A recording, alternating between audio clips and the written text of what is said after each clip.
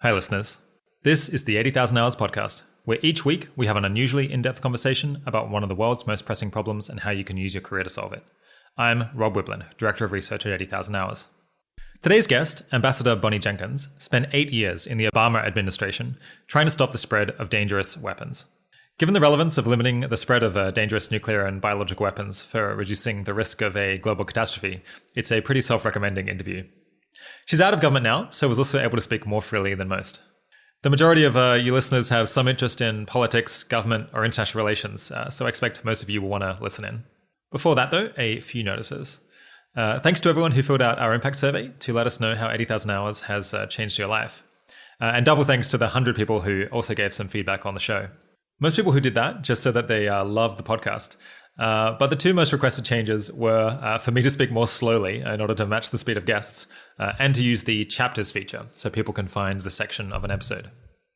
The former is surprisingly hard to do, as I tend to speak very quickly just all the time in my life, especially when I get excited. You can, of course, slow me down in your podcasting app, though I know that then makes the guests too slow. The latter we can do, though. We're now going to be using chapters, so you can jump to the sections of the episodes that you find most interesting. This will be especially useful for really long episodes where there might be a section 2 or 3 hours in that you're particularly curious about, or if you want to refer back to some point that we made later on. Chapters are supported by most podcasting apps now, including Apple Podcasts, Overcast, and Podcast Addict, and it will likely come to all the others in time. Let us know if you have any technical problems with chapters so we can get them working well. We're at rob@80,000hours.org and Kieran at 80,000hours.org. All right, without further ado, here's Ambassador Bonnie Jenkins. Today, I'm at EA Global London, speaking with Ambassador Bonnie Jenkins. Ambassador Jenkins has had a long and varied career in the US government and policy world, with a focus on peace and security. In the 2000s, she spent 4 years as a program officer working on US foreign and security policy at the Ford Foundation, before spending 7.5 years as special envoy and coordinator for threat reduction programs in the US Department of State in the Obama administration. Since then, she has been a non-resident senior fellow at the Brookings Institution, an adjunct professor at Georgetown University Walsh School of Foreign Service, and has founded and led a new organization, Women of Color Advancing Peace and Security, or WCAPS for short. And as if that wasn't enough, she's vegan, worked on the 9/11 Commission, has a PhD in international relations from the University of Virginia, a Juris Doctor from Albany Law School, and spent 4 years in the US Air Force Reserve, followed by 17 years in the US Navy Reserve. Thanks so much for coming on the podcast, Ambassador. Thank you. It's my pleasure to be here. So I hope to get to talk about careers in diplomacy and non-proliferation work, and your work to promote leadership by women of color in international peace and security. But first, what are you working on just at the moment, and why do you think it's really important? What I'm working on at the moment is a lot of time being spent on the organization that I've established, which we'll talk about later. And also I'm teaching, and that's taking up a lot of time, teaching and molding young minds on global threats. But I also I continue to work on issues of weapons of mass destruction, looking at some of the threats that we're facing in terms of U.S. withdrawal from a number of treaties. What does that mean in terms of future arms control, whether it's a threat to arms control? What's the future of arms control now that we don't have as many treaties as we used to have, particularly with Russia? So really looking at that space of where do we head now on these issues, and also continuing to work on issues of infectious disease. I guess, are you hopeful that after 2020, we might be able to change some of the things that have been perhaps getting worse in your view? That would be nice. That would be nice, yes. Yeah.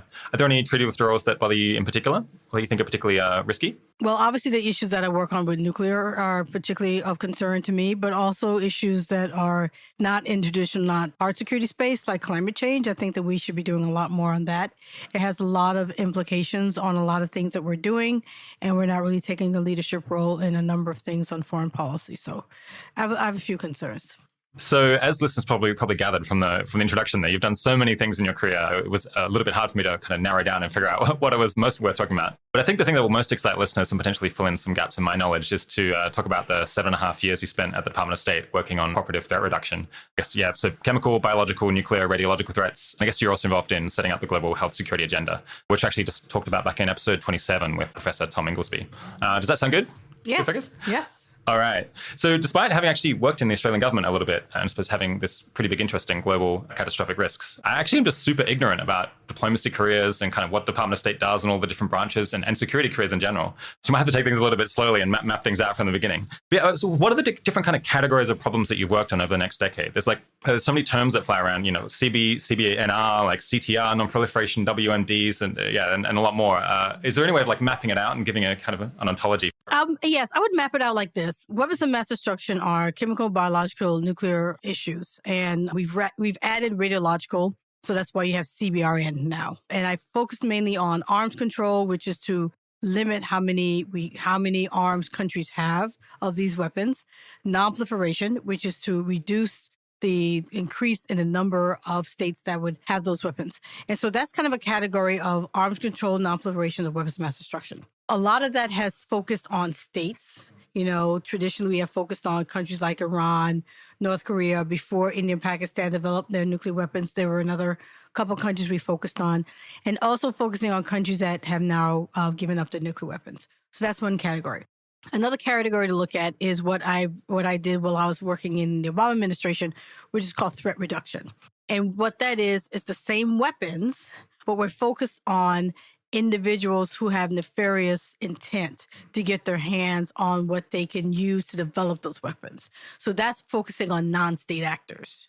So one is focusing on states and one is focusing on non-state actors. And that's a lot of what the threat reduction is. Yeah, interesting. And then I guess there's the global health stuff as well. And the global health security is focusing on infectious disease issues.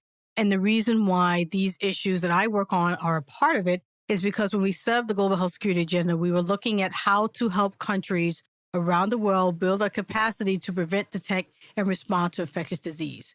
And in the prevention side is where my work falls, because that's trying to prevent bad actors from using biopathogens to create a disease. And what's the kind of overarching category here? Is it kind of peace and security? Well, that I think the overarching category of that is international security, weapons of mass destruction, international security. When you add the global health security work, then it's more expansive because then you're not talking about just purely hard security, even though my piece of it is. It's more of a global threat. And what are the key actors here? I guess there's Department of State you're involved with. I guess there's also going to be Department of Defense. Right. I guess like the World Health Organization potentially. It's like international bodies that look at this as well. Right. The thing about the global health security agenda, it was what we call a whole of government approach.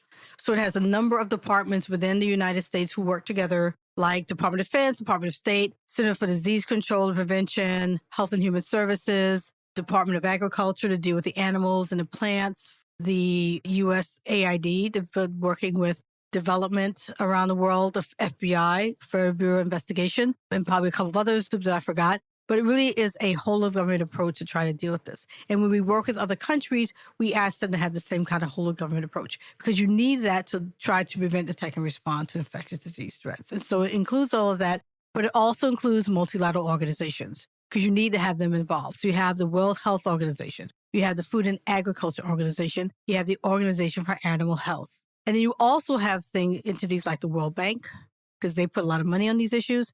Then you have regional organizations like the European Union, the African Union, and then you have a number of non-governmental organizations. So really, it's a whole of government, whole of society approach. And are there any other big actors that should be named on cooperative threat reduction? Oh, yes. For that, you would have to have the Department of Energy, because they would deal with the nuclear side as well. Nuclear Regulatory Commission, they do a lot of work within the U.S. to make sure that things in the U.S. are the radiological material, for example, is being protected. And then you have even like the Department of Homeland Security. There's a part of that works on chemical security issues. So yeah, there's a number of departments who are involved in a lot of these things. Okay, let's talk about the cooperative threat reduction work first. So as I understand it, that kind of dates back to the end of the Cold War, and there was kind of a scramble to prevent nuclear material from the USSR falling into the wrong hands. Mm-hmm. Is that right? Yeah, I guess, what does that look like now? Because I imagine we've kind of probably mostly done that with Russia, but has it evolved into something more? Well, yes, you're right about the fact that it started when the Soviet Union fell apart, and there was a real desire to try to make sure that there was going to be a security of materials and pathogens and things like that, and that, scientists with knowledge could get paid so that they wouldn't go to countries and sell their knowledge. So there was a huge program called Cooperative Threat Reduction that was started by Sam Nunn and Dick Lugar to really put a lot of money into the Russian infrastructure, to secure material, to build fences, everything from that to getting jobs for scientists, basically. And that's matured throughout the year. And when I was working at the State Department, my job was really to help coordinate the work that State Department was doing on those issues, to coordinate it with other departments in the U.S. and with other countries. So that has continued.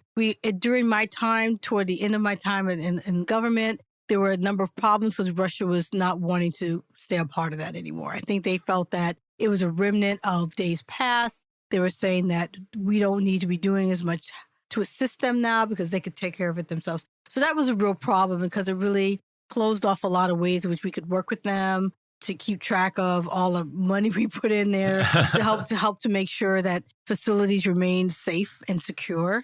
So that was really a real problem and really hurt it in many ways. Yeah. So did the focus shift then to other countries other than the former Soviet Union? Yes. What happened was even before Russia started to show signs of wanting to withdraw from the Cooperative Threat Reduction work, the U.S. has started expanding its work outside Russia. So Department of Energy, Department of State had already started going into Africa, Asia, Middle East, a little work in Latin America, not much. And so we started doing that. And then Department of Defense, we're starting to get authorizations to also go outside Russia. So that was already happening. And they're continuing to do that now. Do you think Russia might have a point that it's been a while now, they've got their things a bit more together, so perhaps they don't need as much help from the US? Well, it's always nice to know that someone doesn't need as much help. Yeah. Because there's a lot of places that money could be spent.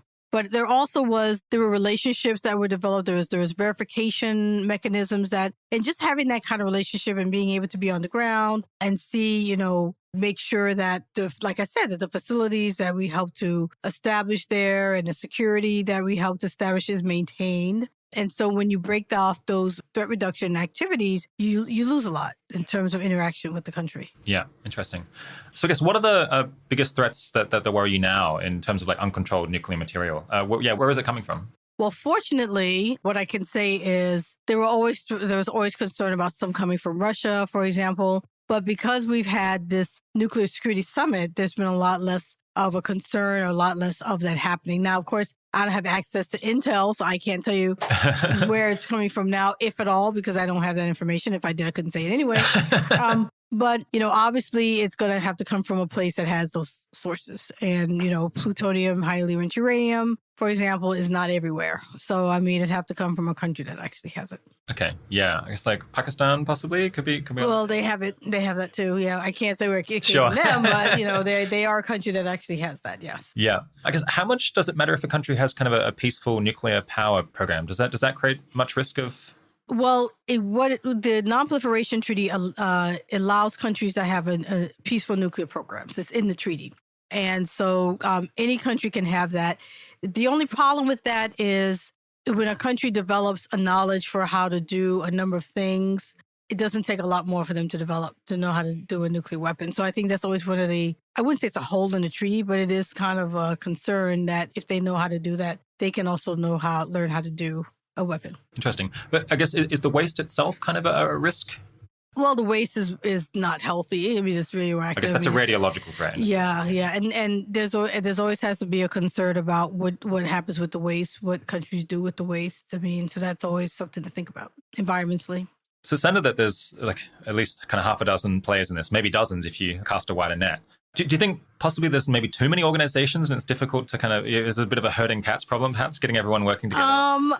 Yeah, I don't know if there's too many. I think it's making sure that everyone's working together and that we understand who's doing what, So, there's multilateral organizations, there's initiatives like the Global Initiative to Combat Nuclear Terrorism. There's a global partnership that I was leading. There's certain export control groups that are out there. So there's a lot of entities in all of the WMD space. But so I think the important thing is making sure that everyone's working together. So obviously there's a lot of security issues in the world today, as there kind of always is. Are there any that kind of stand out to you as particularly worrisome in terms of how severe they would be and how probable they are?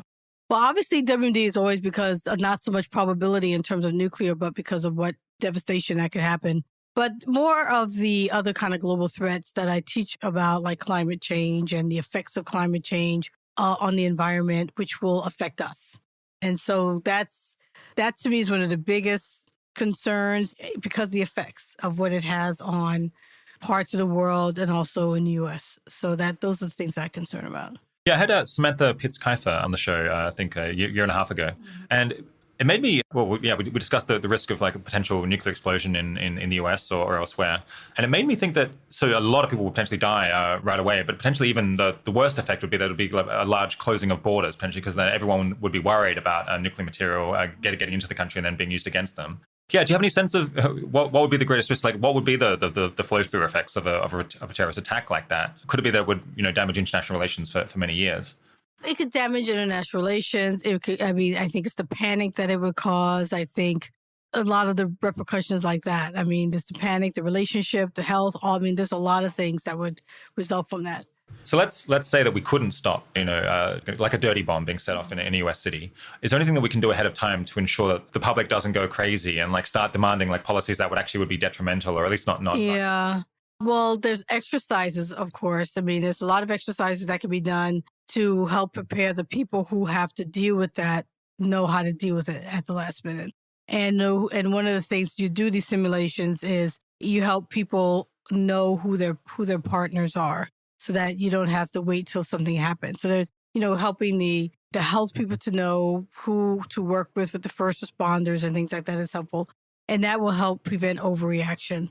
You can always put policies in place or something in place to prepare for something like that. I think cities do more of that than like the federal government in terms of, how to deal with some kind of a disaster. When I was working at the Ford Foundation, we visited several cities, and one of the things that we were doing was asking questions about how do you deal with a disaster, whether it's weapons of mass destruction or it's an earthquake, or how do you deal with it, and seeing how different cities are prepared or not prepared to deal with those things. So having that set ahead of time is probably the best way to do it. And it's the cities really before the federal government that'll deal with those kind of things. They're immediate. Yeah. Are there any threats that the US or the world as a whole you think is really failing to deal with, or neglecting to think about? Oh yeah, I mean there's so many. Yeah, I mean just going back to the climate change. The class that I teach at Georgetown, I think I might have mentioned, we have a different threat every week. And last week we were talking about the oceans and biodiversity, and before that we were talking about water scarcity and food scarcity. And these are things that we're not really thinking about. Americans don't think about. Probably other developed world don't think about as much as they should. But when you read the numbers about the number of people who will be affected, the economic downturn that will happen, we lose certain species, or because of plastic in the water. These are things you don't normally think about, and that's the problem. Is things are getting worse, but people aren't really realizing it. So you have the climate change, which is important, but there's not enough of a connection made between climate change and some of these other issues to really people understand it. It's not just that, it's everything else that's connected to it. And those are the things that are real. The nuclear thing we hope won't happen. We do the things that we're going to try to prevent it, but this is going to happen. Yeah. You know what I mean? So it's not so much risk as just reality and dealing with it. And the fact that we're not trying to prevent any of it is we're just we're getting further and further behind the curve. Yeah. Do you think enough people are working on engineered pandemics? I guess that's one that worries me in particular, where it seems like there's not a whole lot of government programs relative to the scope of the issue here. Well, it's an issue that the Biological Weapons Convention, they have a discussion on it every time. They have a meeting every year. They talk about that because it's obviously a concern, particularly since all these pathogens are dual use. So it's easy for, things that could be developed in new technologies that could be used for good, can be used for bad. So you have to always worry about it. You always have to really be thinking about what the potential negative consequences could be from the new technologies that are being developed in the bio world. So I'm very worried about kind of biological attacks and synthetic biology advances. Mm-hmm. It seems like the Biological Weapons Convention would be like a very obvious place at which like we could try to tackle that. But it seems like it's not as strong a convention as maybe it could be. And like the enforcement is like not what it could be. Do you have any ideas for like how we could improve the BWC in particular? Well, I know there was an attempt a while back to make it a lot stronger with verification, and that didn't work. And there has not really been been talk about that, but nothing really significant, particularly because it was the U.S. that kind of made that not happen. So as a result, it's never had the equivalent of the Nonproliferation Treaty and the Chemical Weapons Convention in terms of having a body that helps to ensure that states do not do what they're not supposed to do under the treaty. And so it's always been like a weaker, quote unquote, weaker structure. It has 3 people who are supposed to do all the work implementing the treaty, which is a lot 3. to ask. Yes, 3. I'm not even sure how many are there right now because it's been 3 and sometimes people have not been there. So, it suffers from that. And so it also suffers from what people could say enforcement, because it doesn't have a mechanism for a surprise inspection or things like that, like the Chemical Weapons Convention has. It doesn't have things that allow people to run around your facility like the International Atomic Energy Agency has. But the discussions take place there. They talk about it. It's not like they don't talk about it. They do have the discussions about emerging technologies and what that effect that will have on the treaty. And they do recognize it, but having an enforcement mechanism, they don't have the ability to somebody who's doing something to do something about it. Yeah, I suppose it's the seed of something that could become more substantial, when the time is right, maybe. Yeah, the countries can do whatever they wanted to do. They can sit down tomorrow and say, we need to really strengthen this treaty. Let's do an inspection regime. Countries are sovereign. They can do whatever they want. It's just that countries are not ready to do that. Is there potentially a role for philanthropy here to kind of better resource the BWC, or is it like private actors can't just throw money around? Oh no, they could definitely give money. Okay, oh, yeah. Interesting. Well, yeah, maybe I might look into that and stick up some links because there could be listeners, I think, who might be very interested in looking at whether the BWC could potentially be a good place to direct donations. Mm-hmm. If they can't give it to the BWC Implementation Support Unit, which is the 3 people, they can give it to countries to do things there. Or to have research done. So there's ways in which you could do it. Are there any specific projects that you worked on at state or elsewhere that in retrospect you're really proud of that you think, moved the needle? I think the nuclear security summits were great because that definitely created a lot more in a very fast time frame, a lot of focus by country leaders to do a lot in terms of securing nuclear material. And as a result, a lot has been done globally on that issue that might not have been done or definitely not as fast. So that's really great. Working on the Global Partnership Against the Spread of Weapons of Materials of Mass Destruction, which is a 30-country organization that's more than just the G7, obviously. And they're all working together to coordinate the programs that they have around the world to prevent WMD terrorism. And so that is a really great mission. And I was there at the time that we extended it in 2012. 2012 was when I chaired. That's the first year after we extended it. I played a role in that. That was really great. That felt great to be part of the extension of that, indefinite extension of that initiative. And there were a number of things like that that I was able to be a part of. That was great. The GHSA, the Global Security Agenda, the launch of that, being a part of that was really great.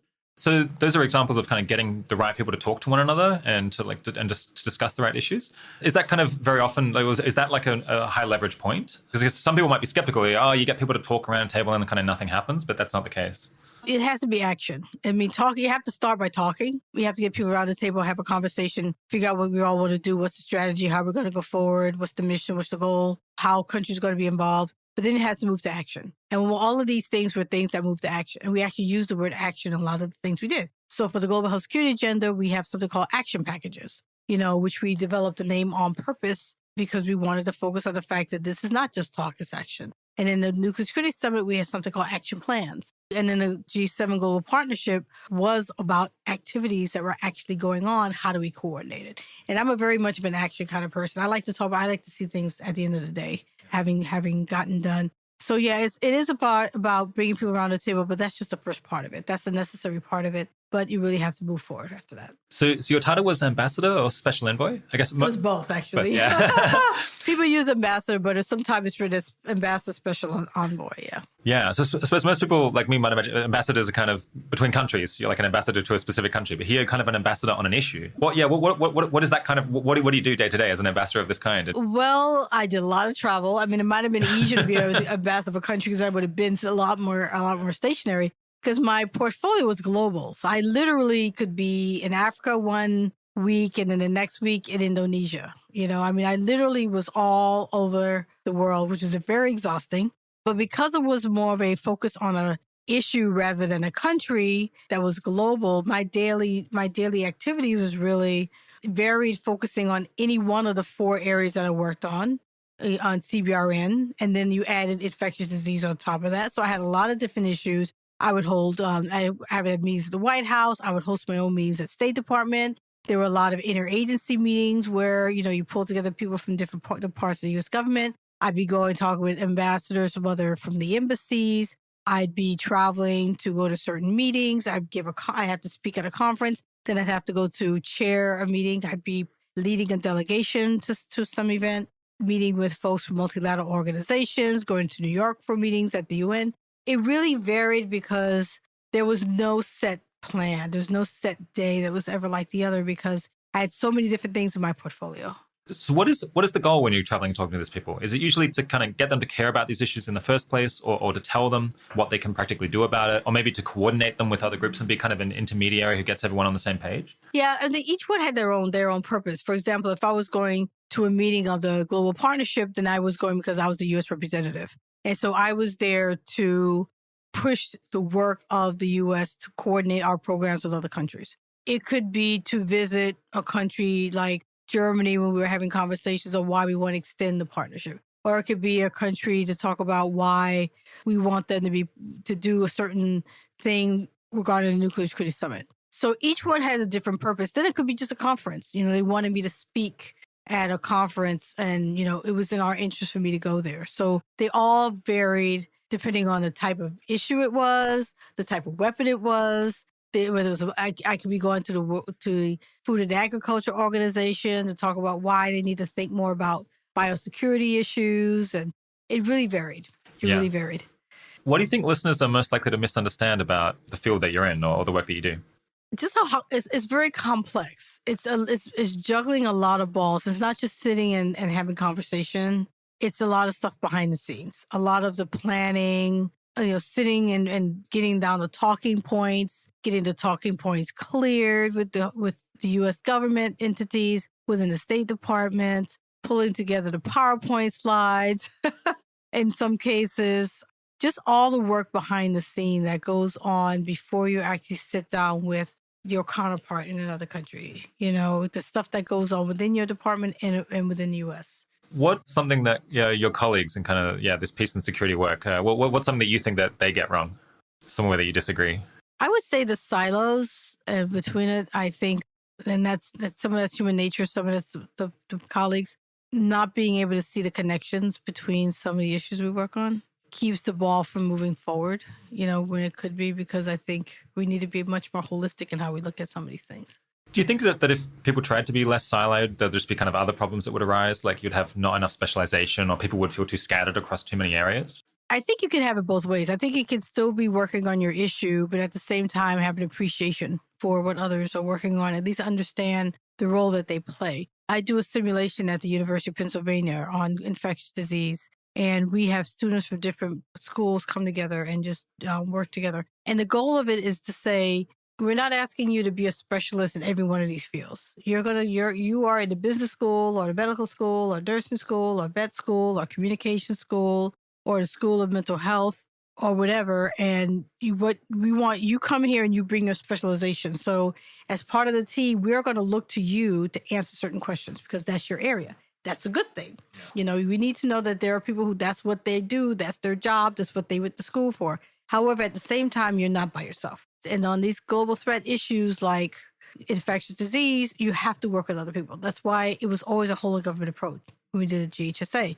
And so we want them to at least have an appreciation for the role that others play and to know that I can't do this. I can't answer this. I know Joe over there who I can reach out to and answer that question. So there's kind of downsides to going it alone in something like this, but there's also downsides to trying to bring everyone on board, because I guess that could potentially slow you down. You can potentially move as fast as the slowest actor. If it were up to you, do you think the US should try to be more collaborative in this area, or maybe more just go ahead with projects that it thinks are a good idea? I think there's moments for both. I think there's definitely times when you have to take the lead, and we've done that, and there are certain times when you need to let other people take the lead. For example, with the global security agenda, there are countries who have stepped up, like Finland and Indonesia and the Netherlands and, Italy, countries who have stepped in and said, we're going to take a leading role. And you want that, and you don't want to always be in front because you want collaborators and you want people to buy into things. They're not going to buy in if they don't have a role, if they don't have a stake, if they don't feel like they're being heard. So the best way, if it's going to be a collaborative global approach, you have to know when to step back and say, maybe I could do this, but you know what? Maybe it's better that I don't. There's a bigger picture here that's more important. Are there any kind of measures or projects that you've tried over the course of your career where you'd kind of recommend that people not try them again, where you think it didn't work out and it's probably not going to work out if people have another go? I guess there are times when, like, for example, my role was a coordinator of a threat reduction program. So it was a lot of coordination, helping people work together, finding ways in which they can find a common ground. And I think it's always good to recognize when that's not going to work. There are certain times when certain issues are so ingrained in someone's psyche, or they're so in control, that's good to know when it's not going to work and not to waste a lot of time on it. Yeah. What, in the big picture, are kind of the barriers to getting more done in this area? So kind of cooperation within orgs or between orgs in the US or between countries, or maybe just the ability to get people's attention in the first place, or knowing actually what would be useful to do? Yeah, I think it could be a little of all of things. One is, priority. It may not be the most important issue. For example, in the State Department, each one of the bureaus have, the regional bureaus have their list of areas that's most important. So when they go to a country that's within that, represent that bureau, they have the top 5 issues that, let's say, the ambassador is going to raise or someone's going to raise when they go visit that country. And as my issue was weapons of mass destruction, for example, I always wanted my issue to be one of those top 5. But it may not be, because maybe for that country, that is not, the U.S. government doesn't think that that's the most important issue there. So a lot of it's competing issues, the funding, making, if it's issue's not the most important, it may not get the funding that you need for it. Bureaucracy, which can slow things down. Usually you can get things out, but it could definitely slow it down if someone does not want it to go forward. So there's a lot of human things like that can also make it difficult. And the silos.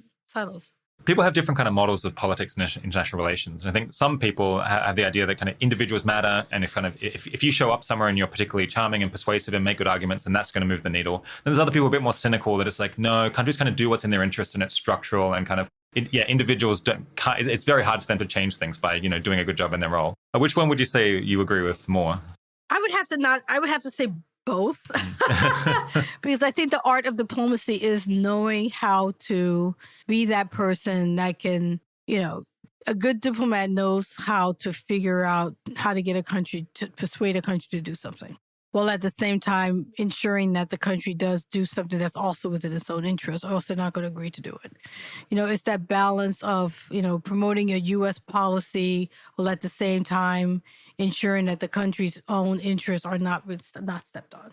Yeah. What are the interests that you might worry about stepping on? I suppose it's like just budgetary issues that you're asking them to spend money maybe, or like to allocate, a limited management time to. Yeah, it depends on what's important to that country. So if it's a poor country, then it's going to be a money issue. So maybe we can help by providing some assistance. If it's expertise, maybe we can help by providing some expertise. So it depends on what the issue is that will help move that country to agreement. How much do you find that people just don't like being told what to do? Is that a concern? Yeah, but you don't phrase it like you're telling them what to do. I imagine not.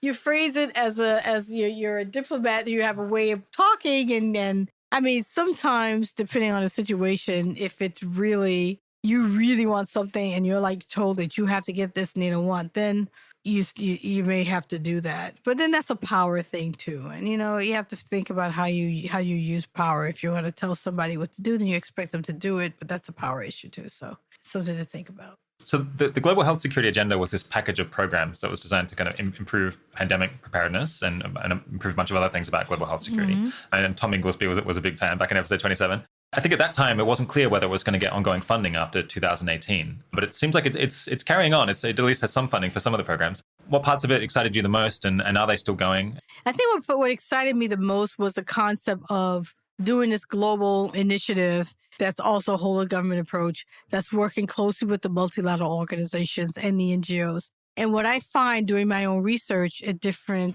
types of threats, that really is a model for trying to deal with things, is that, you have to go all out, and you have to really have a whole of government, whole society approach to dealing with some of these threats that's out there. And so that's what impressed me, was the fact that we were able to pull that together and to do that. And then that's still going on. Well, we were able to get the money, and so it's 2019, so we'll hopefully continue to get money for it. So it's mostly still operating? Yeah, it's still operating. Oh, completely. It's still operating, yeah. Yeah, they're still having meetings on it. Yeah, it's definitely still up. Yeah, are there any positions in that the right listener might want to apply for, like where they could potentially push forward the GHSA? It would depend. I mean, the GHSA is run by the government structures, so it depends on where a person is located. So in the U.S., for example, there would be jobs at Health and Human Services that's focusing on that, at State Department, Department of Defense. Each one of the agencies and departments would have people who are focused on that issue. Depends on how many people, how much time. It will vary depending on how much stake and how much work the agency is doing on that issue or the department's doing on the issue. But, that's what you would do. And then there's NGOs that do work on these issues. I mean, the NGOs were doing work on this before we had something called the Global Health Security Agenda. There were a number of government agencies, of course, and NGOs who were working on this, and philanthropy and academic institutions. So a lot depends on where you want to come into the issue. Does it have to be government, or do you want to work on other things like Tom Inglesby? Academia, yeah. What are the implications of kind of the fact that some countries that have given up WMDs seem to have kind of been punished for it indirectly? So I guess like Ukraine gave up its nuclear weapons after the fall of the Soviet Union, and then kind of Russia took Crimea. Libya, I think, dismantled its nuclear program, and I guess Gaddafi kind of came to a bad end. Was it like by contrast, North Korea now kind of has nukes, and that makes it like more untouchable? Well, there are countries who gave them up who didn't necessarily have problems, like Kazakhstan gave them up, Belarus gave them up, South Africa gave them up, Argentina, Brazil decided not to go for it. So, there are countries who have decided not to go that route, who have not been quote unquote punished. Just more. And I don't know if you can call the Ukraine situation punishment or just, the question is, would Russia have gone in there if they still had them? Maybe not, So there could be a direct line to that. But I wouldn't say, because there are also a lot of cases where there wasn't quote unquote punishment. Yeah, I think it's a very sad situation, because I think Ukraine had an agreement with both the US and Russia over its territorial integrity that has not been honored, and it sets a bad precedent for the future. It does. But hopefully we won't have more countries who want to develop them anyways. So let's not have that even be an issue, right? Do you think the world would be safer if we got rid of nuclear weapons entirely? I know that there's some people who think that, but I'm a little bit skeptical. Well, if no one has them, then they have to. Then if no one has them, then it's not even an issue. Well, but couldn't it be an issue, because then everyone will be skittish that potentially another country would very quickly put them back together, and then they'll be at a... Well, that's a different question. Okay, right. Okay, yeah. Okay, yeah. So if it was sustainable, yeah. Okay. If it's sustainable, yes. If it's not, then yeah, because then it could start again. So if everyone got rid of them and there was an agreement not to build them, then yeah. But if it's not a sustainable agreement or it's not a stable situation, then you're back to where you were before. What do you think about the US having a no first strike policy? I think Obama considered that. Maybe there was some pushback from the military, and it ended up not. Yeah, I know China has a no first use policy. I don't necessarily. As a non-controlled, non-proliferation person, I would not have a problem with it. I think it would be. I think there's merit to having one. I think that helps instill some confidence in the non-proliferation regime that the U.S. is so serious about the issue that they want to actually agree to something like that. Have you ever had to worry about participating in kind of a government program that you thought was a bad idea, or like maybe even kind of actively immoral? No. Oh, interesting. Okay. I guess, that situation could arise. Does that ever give you reservations? It could arise. It has not arisen for me. I'd have a real problem if it was something immoral and whether I would do it and whether I would stay in my job to do it. I have the luxury. I think I had the luxury of saying, of knowing that if something like that happened, I would leave. But I also had the luxury of working in the government where there were presidents who I liked. Yeah. And I wasn't when I didn't like them. So. Yeah, I guess I asked because I know that it's something that holds some people back from careers in kind of the civil service, and maybe especially the military, where you can't just walk away as soon as you disagree with the decision. Yes. And in that respect, well, I'm not in the military anymore. But you have to make a decision. You have to make a decision about whether, and people often ask the question, I get the question all the time about, particularly right now, about people like the State Department who stay because they're civil servants or they're foreign service officers and having to stay in a situation that they may not be happy with. But then I always say, well, people raise their hand to the Constitution, not to the person. And so they are in those jobs, promoting the Constitution and the goals and the visions of the Constitution, not the person or the people or the particular administration at any particular time. But it does get harder. Even with that argument, it can get very difficult, and people do leave, and people have been leaving. Speaking of which, in government, there's always this risk that kind of there'll be a change of government, and then the things you were working on will be deprioritized or dismantled. Mm-hmm. I guess how do people deal with that personally? And is that a big issue for morale in the civil service? No, because I worked in the 90s and then I left in 2000s after Clinton left, I left, and then I came back when Obama won. And I don't really think in terms of that because it's hard to measure that. I mean, it's hard to say because I've gotten a lot done that I don't think has been necessarily turned away. And, another way to look at it is that if you had not done that, you might have been even worse off than you are now. So it's too hard to measure that for me to sit and feel like, it's not worth it or wasn't worth it because it's all getting turned around, because it's hard for me to know if it really, what would have happened if I wasn't there. How far we have gotten if I hadn't helped to work on something. So. Yeah. I guess it also swings and roundabouts. Things can get worse. Things can also get better later on. Yeah. And it might have been worse now because it might have been worse before. So when I announced that I was going to interview you, there was a very enthusiastic response on Twitter and Facebook, and we got some unusually good questions submitted by listeners. So I thought I might just go through some of them. Okay. You might not be in a position to answer all of them, but we can have a go. You can try. So do you have any ideas on how to deter North Korea from its current nuclear weapons program? And do you have any idea of what mistakes were made in the past? And I mean, it's possible this was just kind of inevitable. There wasn't a very good place where we could lean on to prevent what happened. But yeah, I mean, if you look at the history, you do get the sense that they really wanted to develop a weapon. Yeah. I mean, I think that they withdrew from the treaty and they tested. They withdrew from the Nonproliferation Treaty and they tested. So just looking at the history, it does definitely indicate that that's the direction that they wanted to go. And do you think there's much that can be done now, or maybe it's... Well, now that they have the weapon, it's always a lot harder to make them get rid of it because now they have it. And so it would take and there are histories, as we were saying, some countries have given up weapons, but it would be a challenge to figure out what to give them to make them do it. And they want the sanctions lifted, and that would help.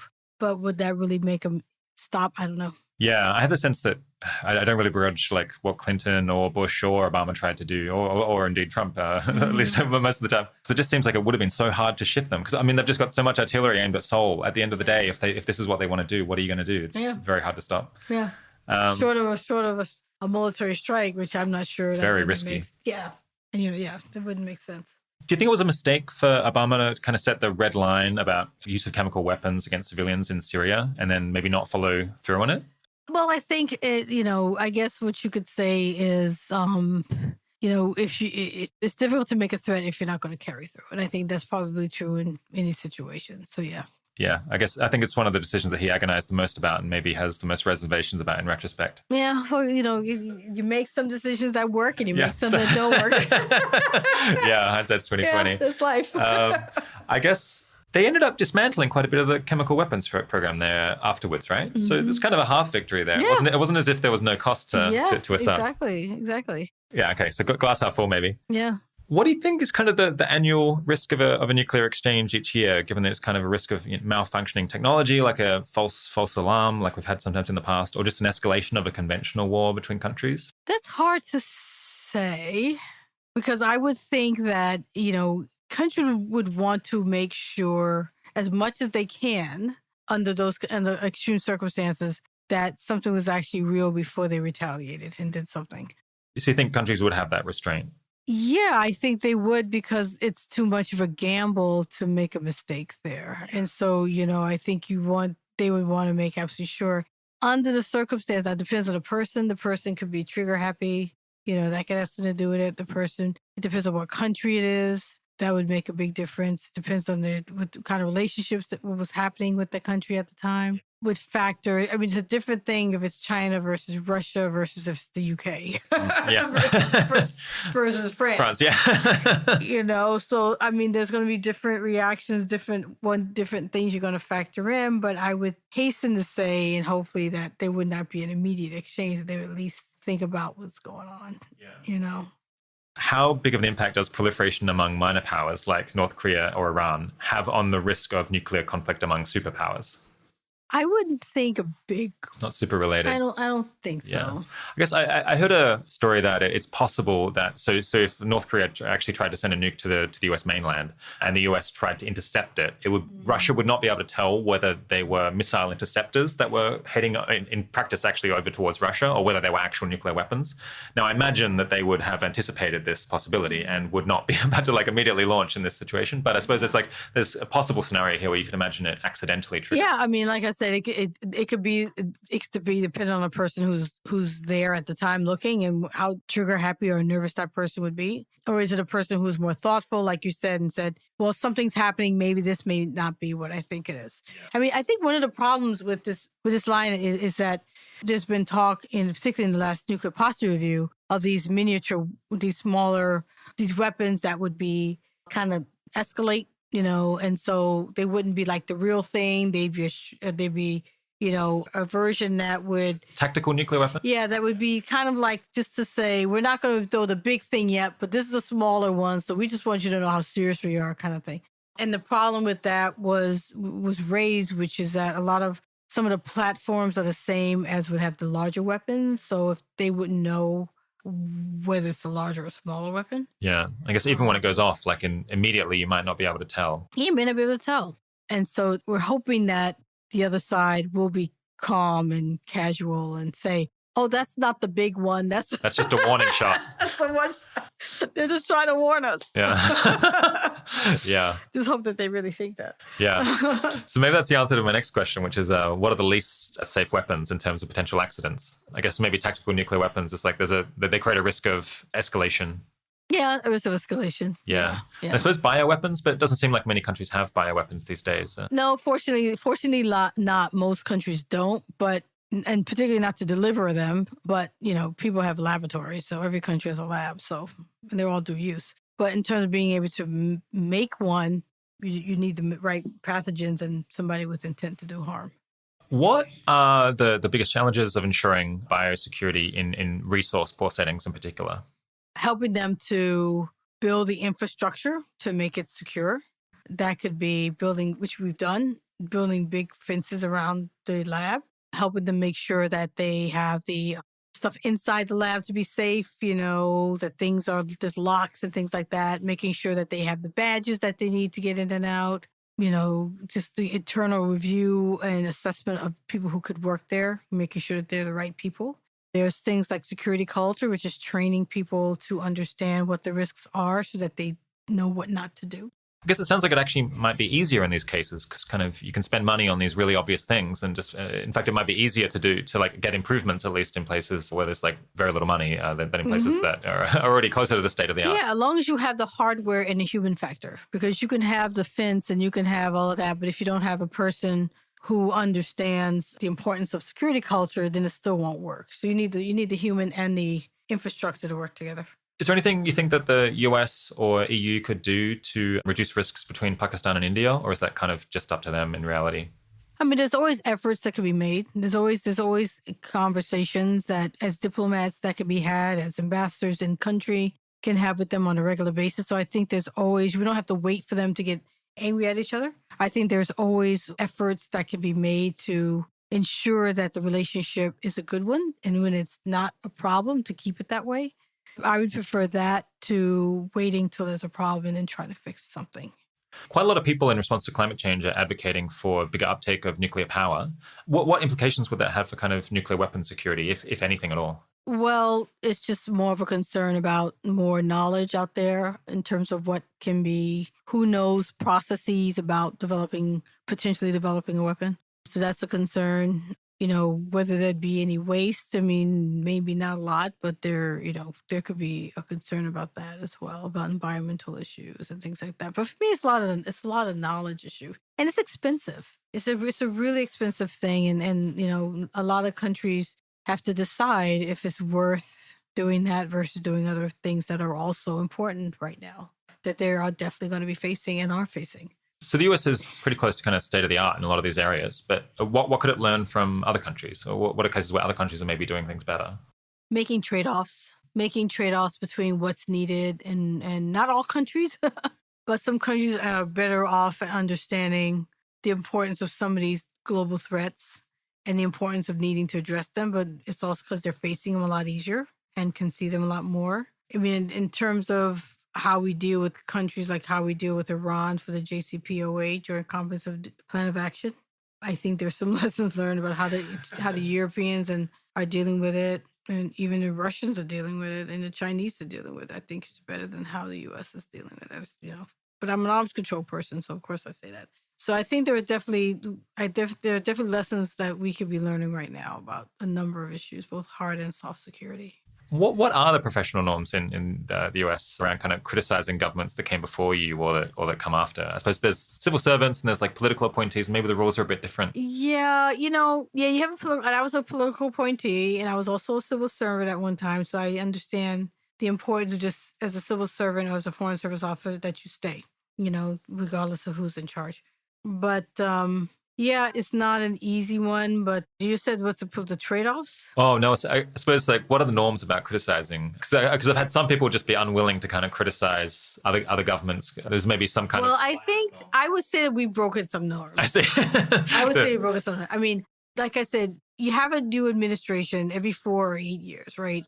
Normally, I'm not going to say all the time, but normally you stick by the agreements that were made, because what's the point of having a treaty if you're going to change it every 4 years or 8 years? You normally stick with the agreements that were made before you, and that's been a problem. The norms of how we treat other leaders and talk to other leaders and speak about other leaders has definitely been kind of shifted. You should be a diplomat. Yeah. Has shifted. So I think there was a number of norms that are not written down in books. Yeah, we don't exactly. write down. You don't call people names. Yeah. you don't call people who are leaders of other countries, particularly allies, names. I don't know if that's ever written anywhere. Yeah. But it's kind of a norm. Exactly. It's also respect. It's just respect for somebody else. So yeah, we've broken a few of those. I suppose as a result, it seems like there's more people under the Obama administration who are willing to criticize the current administration, perhaps than there was a bit more of a ceasefire in the past. Well, people do their time and they go away, and you see them around, you see former presidents around, but they don't usually have the limelight because they're more than happy just to live their life now. So it's not an easy job. And if they're there for 8 years, they age, they look tired, they look totally different because it's not an easy job. They got to get some sleep. Yeah, and they like that. They're happy to do that. But it's been, we've seen a lot more of the former administration folks now because there's been so much concern, I guess the best way to put it, about what's been going on. Yeah, I think it's interesting that people criticize Obama for reducing U.S. credibility by not following through in the Syria chemical weapons case. But of course, like withdrawing from all of these treaties that the U.S. has made, I think has surely done like much more to kind of damage the US's credibility and reputation for like following through on the things that it says. I mean, even if you think the Iran deal was a bad idea, and there's some people I respect who I think have that view that it was like maybe the US should have done something different. Having signed it, it seems like it's a very different question whether you should renege on the deal, and that seems very worrying to me as a precedent for like why would other countries engage on these issues? Well, that's the problem. I mean, and it was in everyone's interest, and maybe. I mean, the criticism that I hear is maybe it should have included other things and, but that was not the purpose of the agreement. It was achieving what they sat down to do, which was to reduce the chances of Iran developing a nuclear weapon. If people think back to that time frame and just how frantic it was with us going back and forth with Iran and our allies back and forth. You want a nuclear weapon? No, we're not. You're developing a nuclear weapon? No, we're not. They were saying, well, we're just doing peaceful uses. That's what's allowed in the treaty. And we're saying, yeah, we know it's allowed in the treaty, but we also know what you're doing. It was crazy back and forth. And so if we remember back then, just how difficult it was, and then you realize that treaty was the right treaty for what we needed to get done.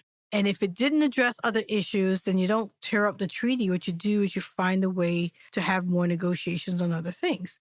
But now if you try to tear up the treaty, then you don't have anything. And then you just start from scratch. And why would they sit down with you again? If I sat down with somebody and I had an agreement with them and I was doing what I was supposed to do, and they said, sorry, we don't like the treaty. And I'm like, but I'm doing what you said I was supposed to do. I got inspectors running all around my facility. Everyone's saying that I'm compliant and that you still want to leave and I haven't violated. So why would I sit down? Why would I sit down and have another agreement? It just doesn't make a lot of sense. Now, that doesn't mean it can't ever happen, but it does make it more difficult to see why somebody would want to do it again. And so for me, as a lawyer, international lawyer that negotiates treaties, you just keep it. Those treaties are too hard to get. Once you get it, you keep it. And if you want to add more things, you add more things. But tearing up treaties in arms control is just very concerning because it's just too hard to get those things done. Yeah. I mean, at the time, it looked pretty sensible to me. It definitely looked like a step forward. And I guess it's not everything that you'd want, but it's that's the nature of these agreements is that everyone only gets half of what they want. Mm-hmm. The thing that surprised me was that you'd think that Israel would have the greatest interest in this agreement because they're most in the firing line for any weapons that Iran gets. And yet Netanyahu was absolutely set against it. And I couldn't quite understand the reasons that he was giving. But I guess it gave me pause because Israel has a lot of skin in the game here and they don't seem so keen. And or at least one half of Israel wasn't so keen. I'm just I don't understand. Yeah. Well, they have their reasons, but you also have to factor in what makes sense from the global community sense. I guess maybe they were hoping that just the US would go to war with Iran. But then it's that maybe is an interest of every other country that happened. Well, I think there's definitely there's an interest in not having things go well. I think having contentious issues with the US is probably more what they would like, I would think. Were there any improvements to the safety technology for nuclear weapons or other weapons in the United States during your time in government? I would say so. I was much more on the security side, not as much on the safety side, but I would say yes, because we also had what happened in Japan and the accident in Japan, Fukushima. I think that resulted in quite a bit of work on safety issues. So while that's not my area, as more on the security side of nuclear issues, I'm just been a lot done on that. Okay, so let's move on and talk a little bit more directly about how listeners might be able to contribute to solving these problems with their own careers. So you worked in the military, civilian government, and outside of government in kind of think tanks and universities now. Do you have any sense of where someone can kind of get the most leverage if you just have a free hand to choose between any of these and you don't have a super good personal fit for one over the other? I would say probably government. And that may depend on where a person works. In the U.S., at least, we have great opportunities with both the government and outside government. We have the ability to go back and forth between government and outside government. So there's a certain luxury in being able to find different ways to impact policy. But obviously, since policy is most directly made in government, that's the first place, if that's what somebody wants to do. I mean, it's impacted by think tanks and what they write, and think tanks want to impact policy. So there's NGOs too. So there's other ways to impact policy, but the most direct ways in government. Yeah, interesting. That's a pretty consistent answer that I've gotten to this kind of question. Which, so I suppose the system is somewhat that when you get the chance to go into government because you're allied with the people who are in control, then it's you do that. And then when you don't, then you go out and kind of bide your time maybe in university. So well, that's what a lot of people do. A lot of people, especially political appointees, they'll leave and then go back. Yeah, so you kind of, I guess, build up your expertise and reputation and then, wait for the right moment. Mm-hmm. I guess, what about careers in electoral politics or nonprofits? Is there anything valuable that people can do there? I guess I worry that, running for Congress, you get torn between so many different ways that if your interest is kind of weapons control or peace and security, it might be actually very hard to do that as an elected representative. Yes, it is more challenging to do it as an elected representative. But, in the NGO world, you could do a lot. Because you mentioned NGOs, you can do a lot with that, and they do a lot. Yeah, are there any NGOs you want to highlight that you think do really good work? Well, one's Arms Control Association, because I've been working with them for many years. I'm on the board. There's so many. There's an organization called WMD, which focuses on women and looking at some of these hard security issues. That's my organization. Yeah, WCAPS. Talk about that in a second. Yes. There's Union of Concerned Scientists, which does really great work. There's Plowshares does work as a funder. There's so many. Nuclear Threat Initiative? NTI, yes. I mean, I could just get going. I can go on because I funded a lot of groups when I was at the Ford Foundation, and I also work with a lot of groups now. So yeah, there's quite a few. So if someone wanted to go into a career in one of these organizations, what should they study and what kind of career capital can they build up in their 20s to get themselves? Well, it's hard to, obviously international relations is important. Public policy issues, international security is good. Diplomacy, if that's a possibility, foreign service, like Georgetown is a foreign service school would be good. Government, some schools have government schools. All of those are good. And of course, doing internships and fellowships are ways to complete your resume, put the right things in a resume to get jobs.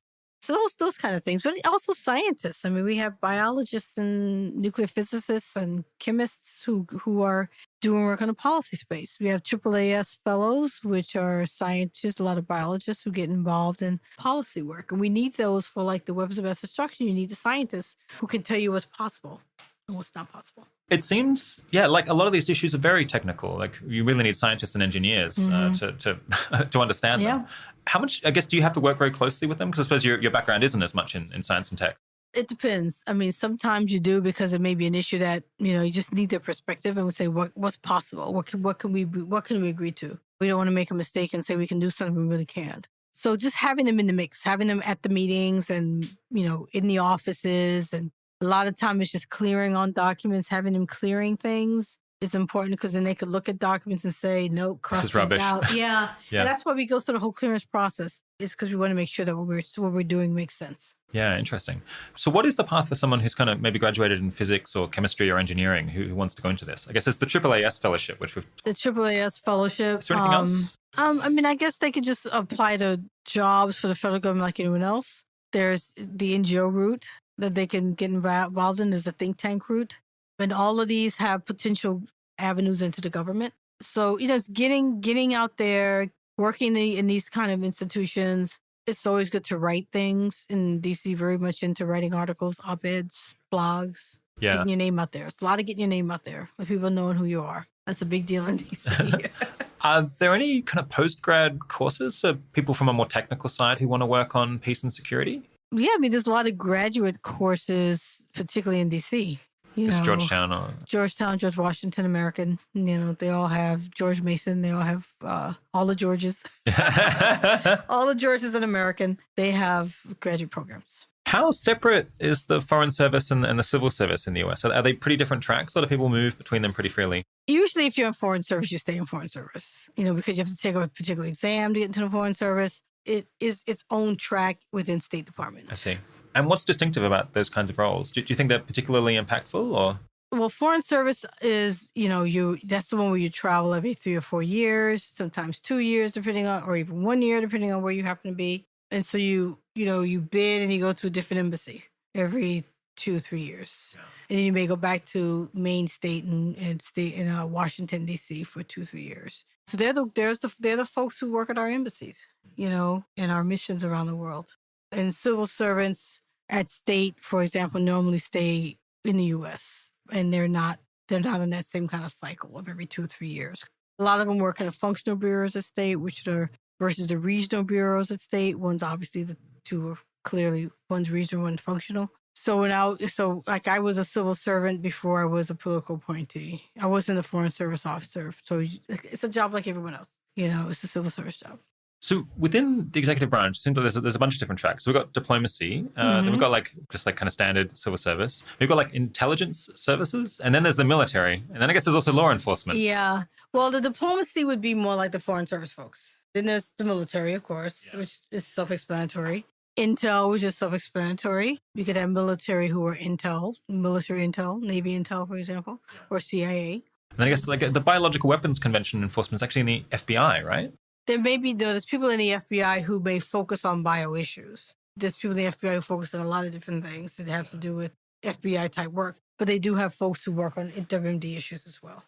Do you have any view on, I guess, which of these tracks seems particularly promising for someone focused on, weapons control? Or maybe kind of who's a good fit for which one? It depends on which one to do. If you want to do nuclear issues, Department of Energy makes sense. You could also do that work at the NRC.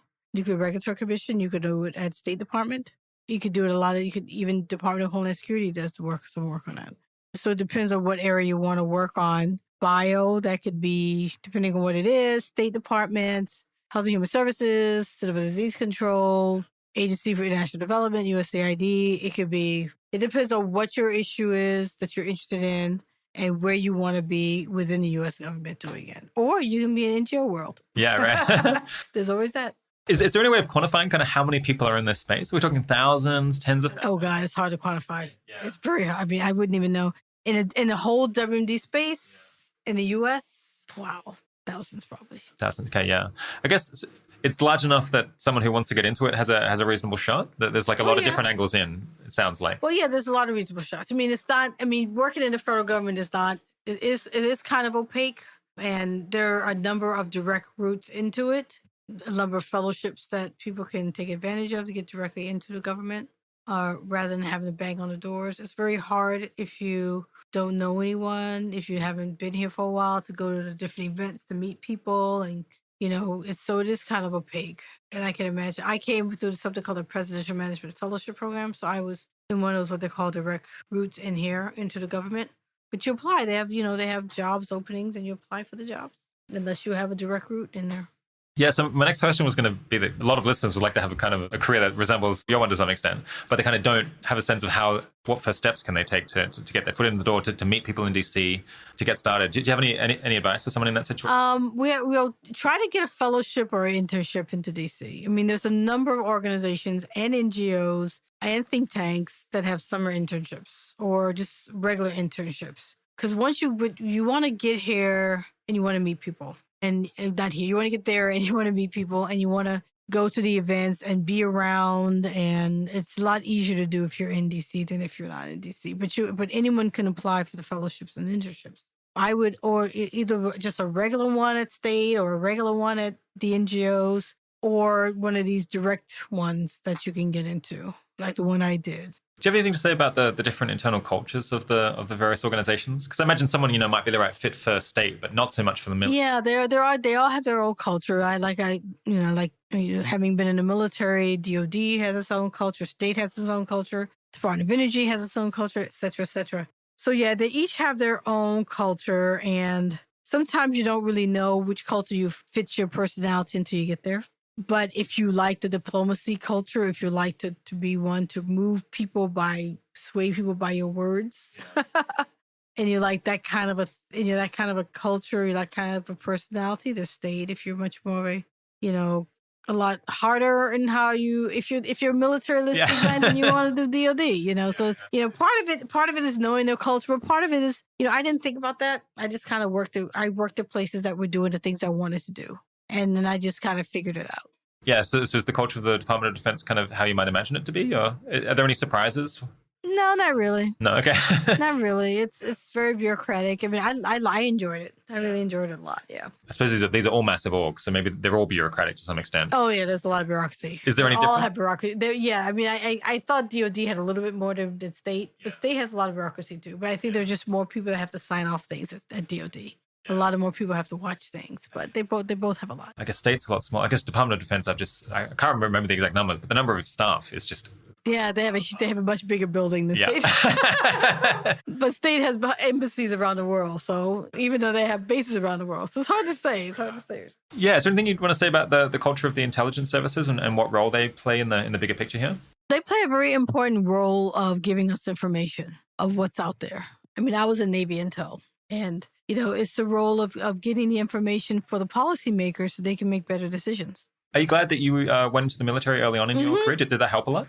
Oh yeah, I'm glad I went. It was a great culture. I mean, I enjoyed all the experiences that I've had. I was reservist for the time. I was called up for 1 year out of the 22 years I was in, but I really enjoyed it. I miss it. What did you enjoy about it?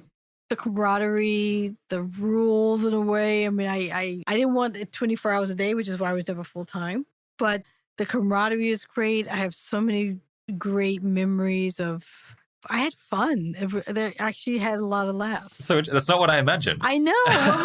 One would not think that. But maybe I'm not cut out for it. But but I actually had. I mean, it was sport. I mean, I remember going on for active duty for a year, and there was a lot of different kind of experiences there. But I've had a lot of fun memories of being in the military. More than I started out just thinking I'd only be in there for 6 years, and I started out in the Navy. I mean, I started in the Air Force, went over to the Navy, and stayed a lot longer than I ever thought I would stay. Do you think that if you hadn't started out in the military early, that it would have been kind of harder to get promoted and to advance in your career the way that you did? Or was that just like one of many options that you could have taken? Well, my military career, it was reservist. I only was there 1 week in a month, 2 weeks a year, even though at times it was a lot more than that.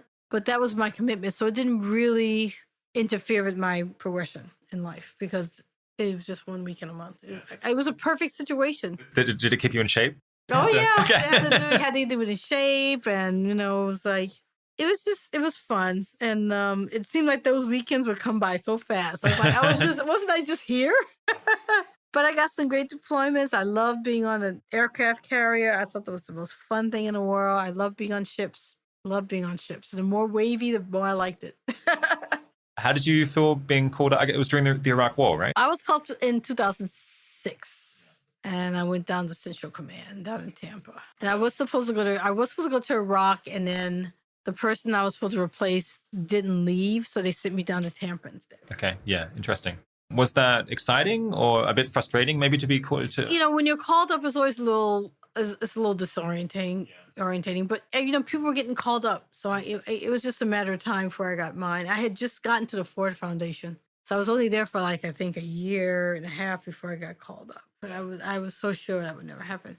But it was quite an experience going down to Tampa because, like I said, I thought I was going to go to Iraq, and then it changed. I went to Tampa, and I would have been fine going to Iraq too because everybody I knew came back because of naval intel. So we were not out on the convoys or anything. We were in a space. But I actually wanted to go. I actually wanted to go and see what was going on for myself. But it turned out fine. I went to Tampa. I enjoyed it. I had a lot of fun. Yeah, as I recall, things weren't going so well in 2006. That was a difficult time when people were starting to worry there was, I guess, a mistake. Yeah. But even if you have reservations about it, potentially there's this interesting thing where, so Australia joined the US in the Iraq War. And I think it was a mistake to have gone probably into Iraq in the first place. But then I think actually, given that the US was going in, maybe Australia should have joined because there's this great documentary, but it basically seems like it was massively under-resourced, the work that came after the military victory. And I think if there'd been more forethought and more people on the ground, that actually it could have worked out much, much better than it did. The film is No End in Sight. It's a great documentary if you haven't seen it. So I think it was made in 2006 or 2007. Oh, okay. I think it was kind of analyzing the mistakes made in 2004 that allowed things to drag out maybe a little. But that would be interesting to see. I think like to see that. Disbanding the Iraqi military, I think, is one that people look back on as like a bad idea. Yeah. It left a lot of people without. Well, I wonder how it's going to look with Trump and decision about Syria. I think that's going to have a lot of repercussions.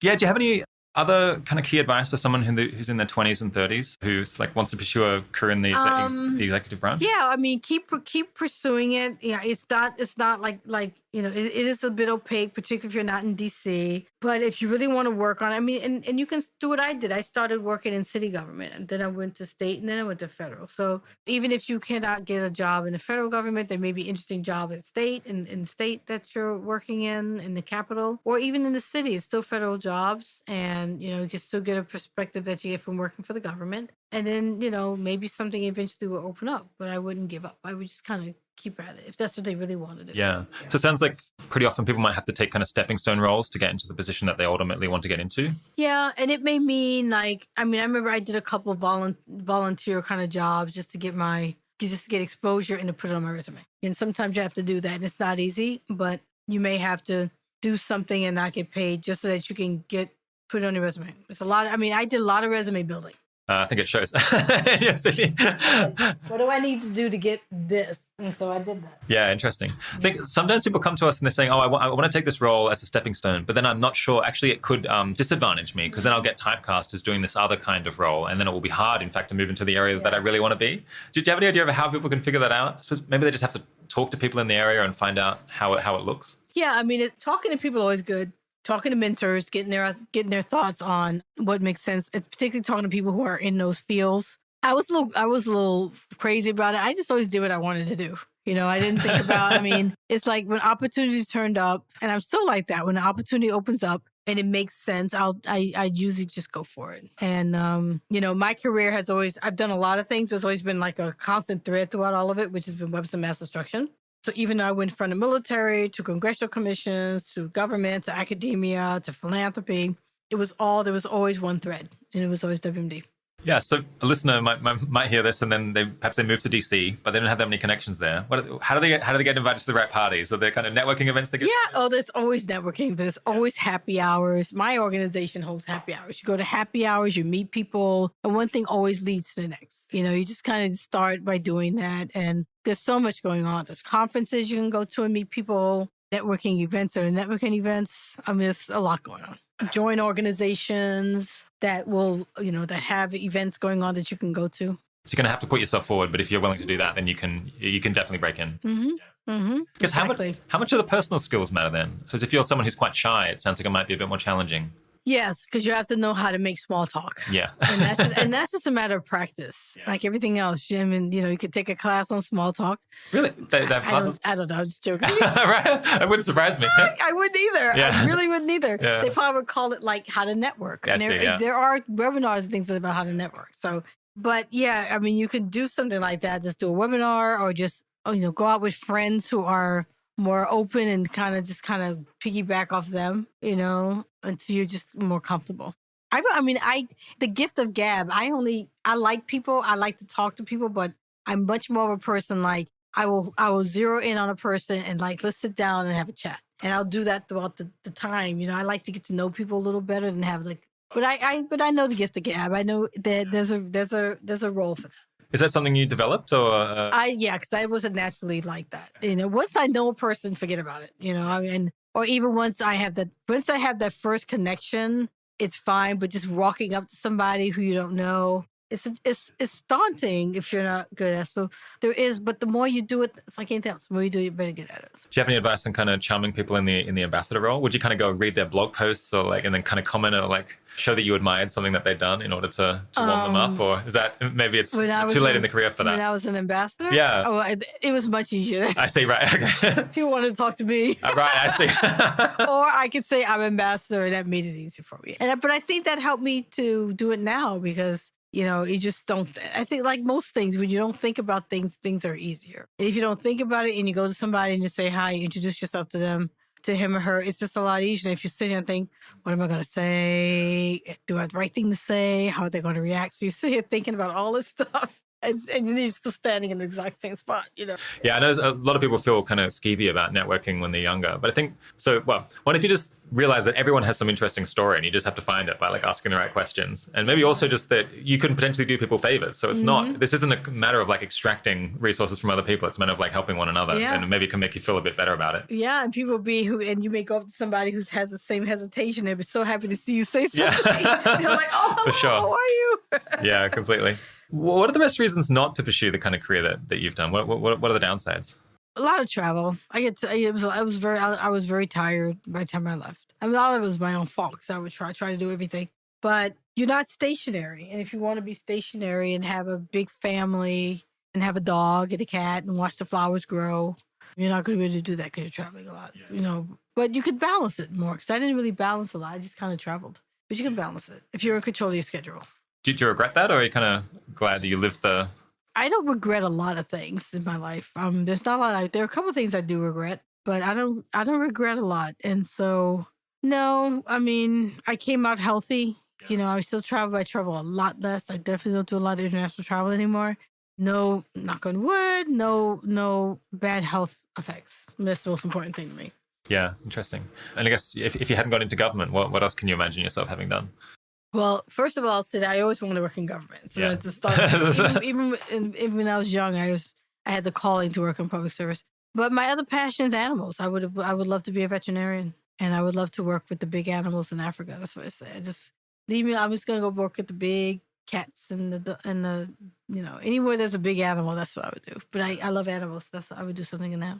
So I know some people in government who are vegan who kind of keep that a secret because they're worried that people might judge them maybe, or I guess maybe it's more of a conformist culture perhaps in DC. I guess people are worried about sticking out in some ways. I guess, is that something that you kept under wraps? Or? No, it's on my Twitter account. Oh, wow, okay. On nice. Twitter it says vegan. I'm proud of it. I'm proud of the fact that I don't eat animals. I think it's a good thing. Yeah, no, I'm with you. Okay, so no shame. Yeah, so people don't have to kind of hide their personal beliefs that much. Yeah, but I think it's changing. I think that's changing because I know quite a few people who are vegan.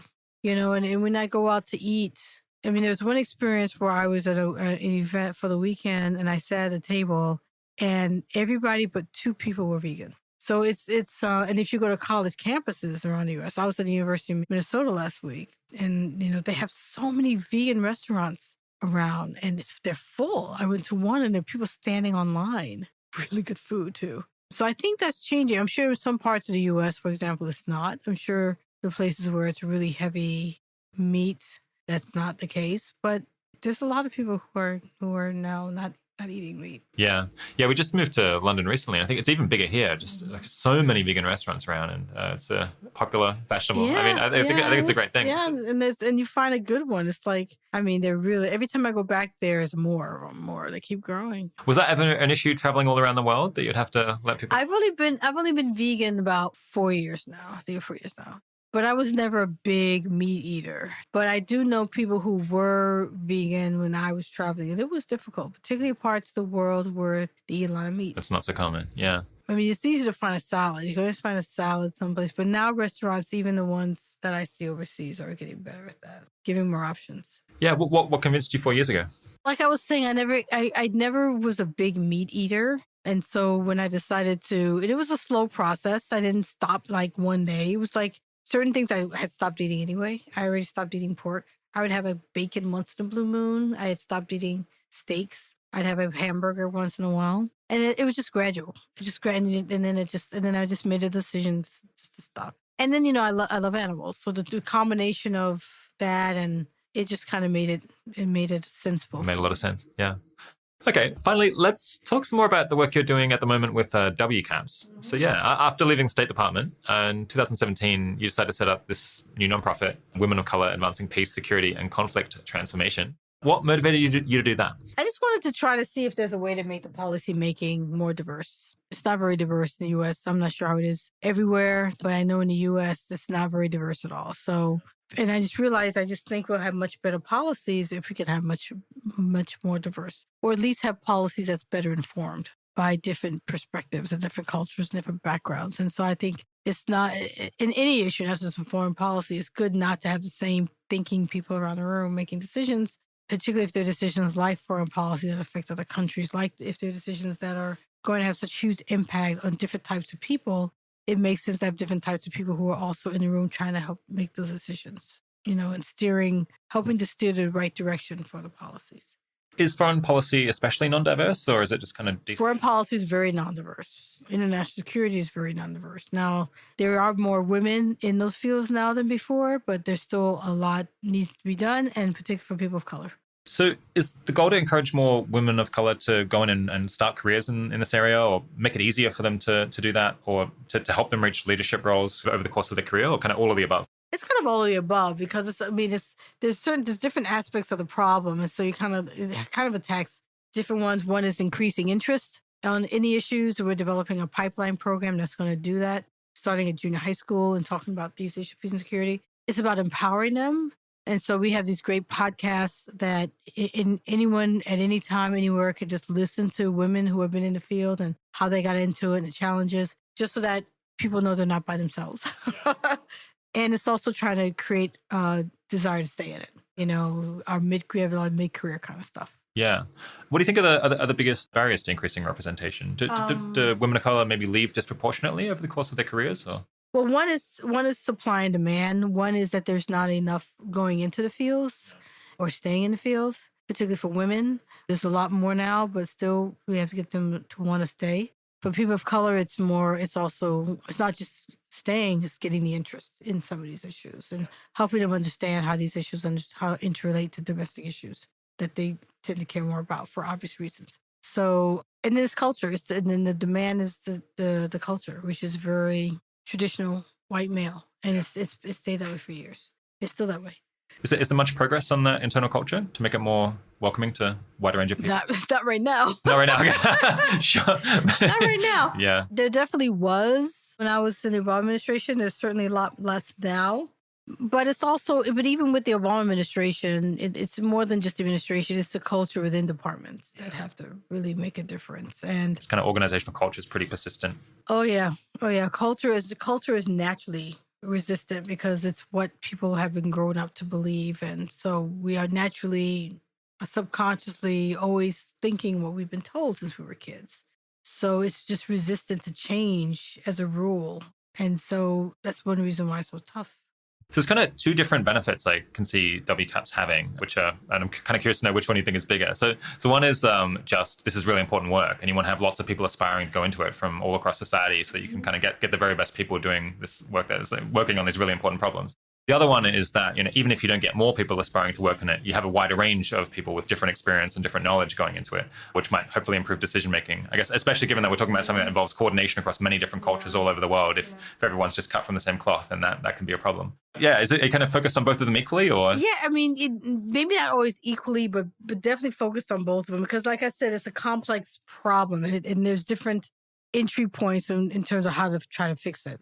And you're not going to, if you want to have more people in the field at the policymaking level, you got to have more people who are entering the field and who stay in the field, or else they'll never get up there to make the decision-making process. So, I mean, it's a little both. Given the importance of kind of cross-cultural literacy in this work, do you think it could be useful to get a lot more kind of first-generation immigrants to the US working in it, who might have connections to other countries that they could use? Yeah, I mean, diaspora is very important. And when we're talking about policies of other countries, it's good to have, it'd be nice to have people in those discussions who understand the culture, and who can say, this is probably the best routes.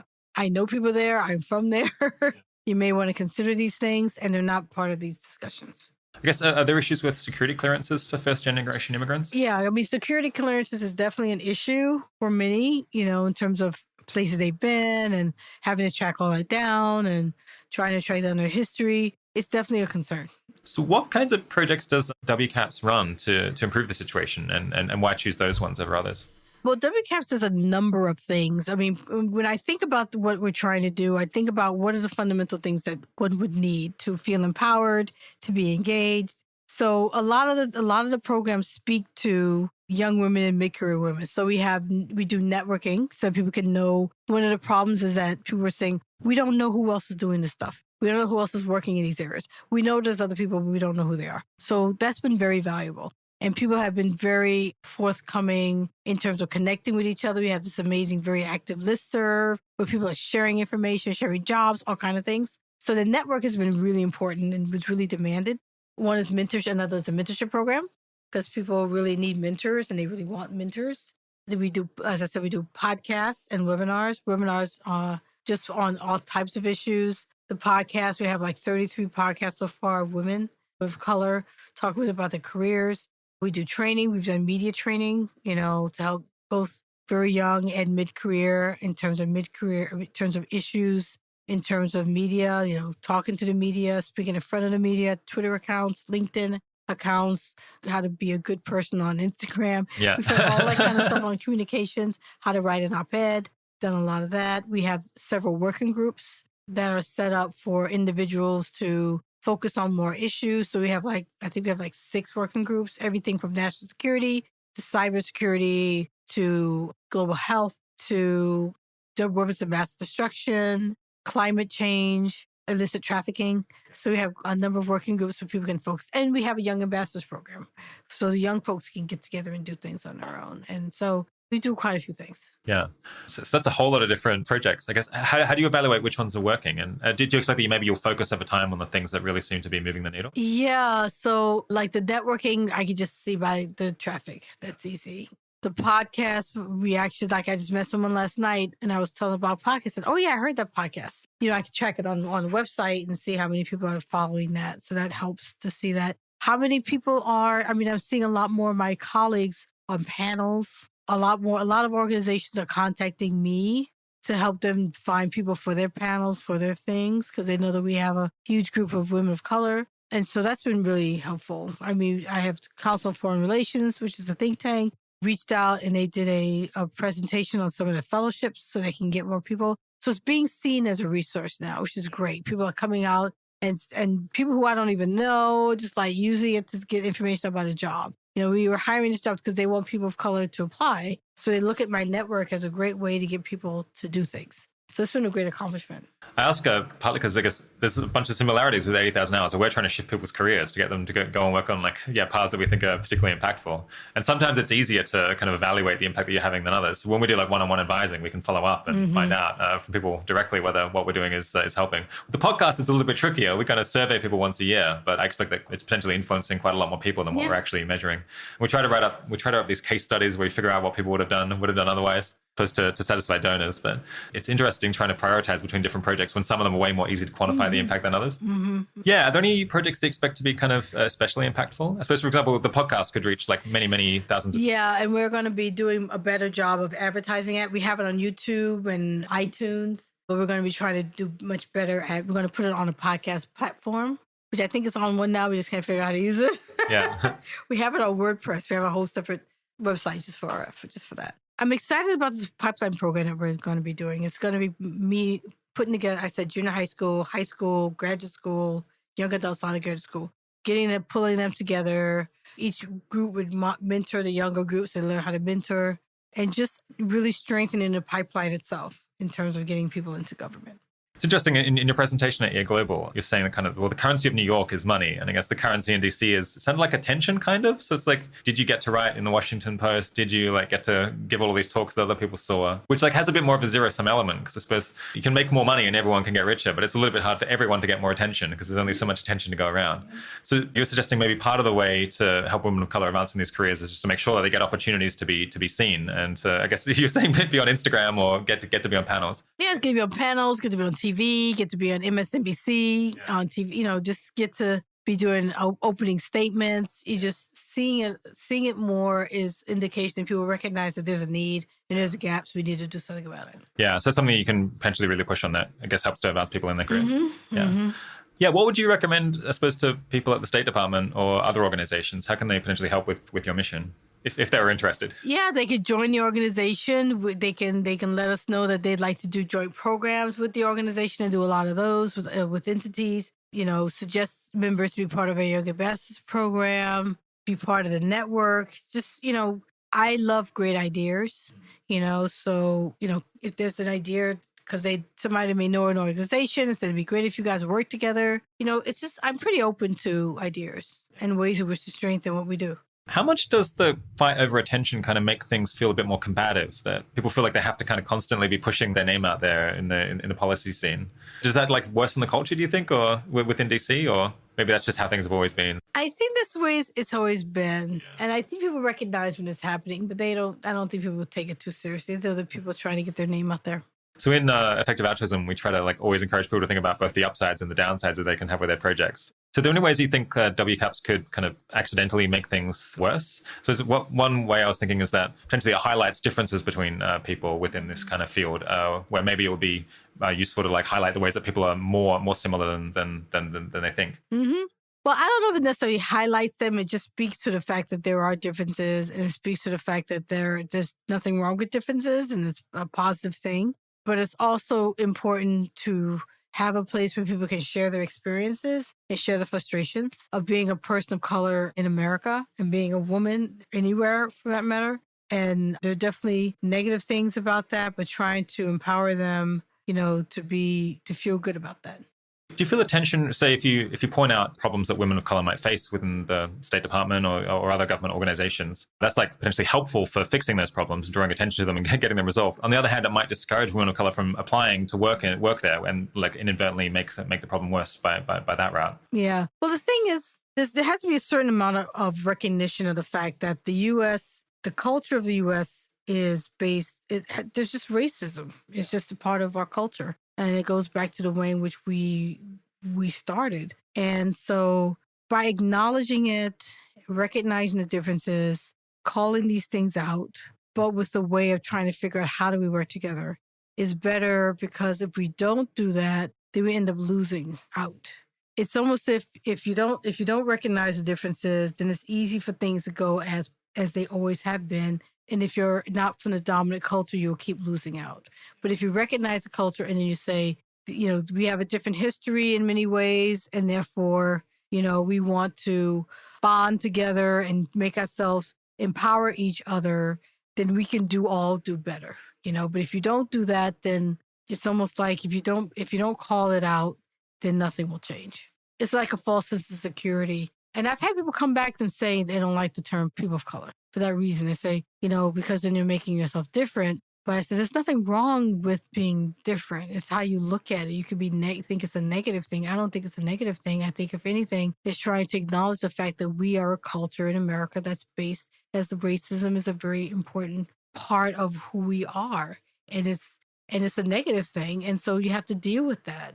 Is there room for a lot of other people to join you at WCAPS? Yeah, it's open to everyone. Yeah, I say women of color and allies. Anyone. I have a page on my website it's called Down with the Cause, and I like to highlight people who are our allies. Are you hiring for any particular roles at the moment? I'm just right now in the process of hiring an intern. Okay, yeah. We can stick up a link to that job ad. Yeah, please. Hopefully this episode. It's on my first page, first page of the website. Yeah, is there anything you'd like to say to women of color in the audience who might be kind of on the fence about whether to pursue a career in peace and security? Well, there are many careers to pursue, so you don't have to pursue peace and security. But if you have an interest in peace and security issues, if you have an interest in anything dealing with all these concerns that we are facing in the world today, so many things are impacting women of color around the world, whether it's access to healthcare or the way in which women are losing their lands because of climate change, or dealing with infectious disease in the Congo, or the lack of water in parts of Nigeria and the water scarcity in Flint, Michigan, or any of these issues affecting women around the world, particularly women of color. They affect them here and around, and there's a connection. So it's definitely an area ripe for entry for diverse voices, and we need them, and the whole country needs them. It's not just us, and everyone needs to have these diverse voices and these diverse ideas. I always tell people, you never know what you're not hearing if they're not there. And I always use the example of, we could have had a cure to so many different things we will never know because the people who might have been giving us the cure were not at the table. And so we can't afford to keep doing that because we're facing threats where we need to hear all the ideas and all the next, we might have missed the next genius of something because the person was never given an opportunity. We can't afford that.